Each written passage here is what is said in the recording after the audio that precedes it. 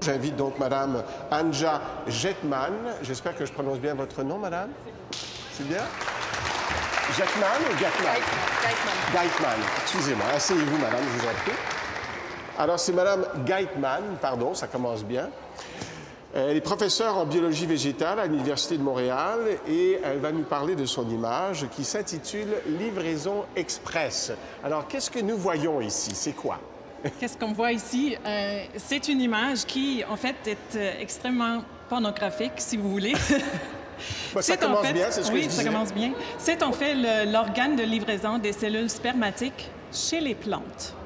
Je m'explique. La grande boule qu'on voit ici à gauche, dont on a une deuxième ici à droite, sont des graines de pollen. Comme les plantes ne peuvent pas bouger, il faut transférer les cellules spermatiques d'une plante à l'autre à travers un véhicule qui sont les graines de pollen. C'est la poudre jaune qui cause les piqûres dans le nez de certains de chez nous en ce moment. Et donc, les graines de pollen, les grosses boules ici, atterrissent sur des fleurs et ensuite doivent livrer les cellules spermatiques à travers un tube, ce qui se fait à travers ce tube ici qui s'appelle donc le tube pollinique, qui est une protubérance cellulaire qui croît extrêmement vite à travers les tissus de la fleur pour atteindre leur cible, l'ovule. Bien, ça nous rappelle quelque chose. C'est quand même pas la palourde royale des kiwis et des hommes, bien sûr, c'est autre chose. Mais ce qui surprend, c'est de voir que cette méthode de livraison ressemble à celle des mammifères. Et pourtant, on parle d'une plante ici. Absolument. Il y a des similarités, mais il y a des différences également. Donc, ici, il s'agit vraiment d'un organisme indépendant de la plante. Chez l'homme ou chez les animaux, l'organe de livraison fait partie de l'organisme, tandis qu'ici, il s'agit d'une génération intermédiaire entre deux plantes adultes.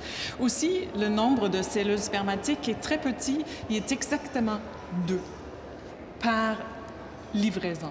Mais la livraison est très efficace, contrairement à l'homme où tout est émis de façon un peu arbitraire, tandis qu'ici, la livraison est sur place. Et ça fonctionne chaque fois? Pas mal chaque fois, oui. C'est très efficace parce que sinon, on ne pourrait pas manger parce que tous les produits qu'on mange, les fruits, les légumes, tout ce qu'on mange quasiment est issu de ce processus de fécondation. C'est ce qui a lieu à ce moment-là, la fécondation, la production d'une graine, d'un embryon à l'intérieur de la graine. Et c'est quelle plante encore? Il s'agit d'un lys, donc les grandes, belles fleurs de lys qu'on donne dans des bouquets, par exemple. Ça, c'est donc le grain de pollen de lys. Mais évidemment, toutes les plantes à fleurs font des graines de pollen avec des structures ornementées très différentes. Donc, pour les experts, on peut distinguer entre un grain et l'autre à travers leur ornementation et structure. Et la graine va devenir une fleur qui elle-même va donner naissance à un fruit? Donc, un grain de pollen va livrer les cellules spermatiques, va féconder une ovule à l'intérieur d'une fleur. Et une ovule à l'intérieur d'une fleur va devenir une petite graine qui va germer pour former une plante. Donc, il faut distinguer entre grain de pollen et graine qui va devenir une semence, qui va devenir une plante. Alors, comment avez-vous obtenu cette image? Cette image a été obtenue à travers un microscope électronique à balayage qui opère donc avec des électrons et non pas par les photons ou la lumière. L'image originale était noir et blanc, parce que les électrons, il n'y a pas de couleur. Donc, les couleurs qu'on voit ici ont été appliquées après. Et quelle peut être une utilité pratico-pratique de recherche comme celle-là? Oui.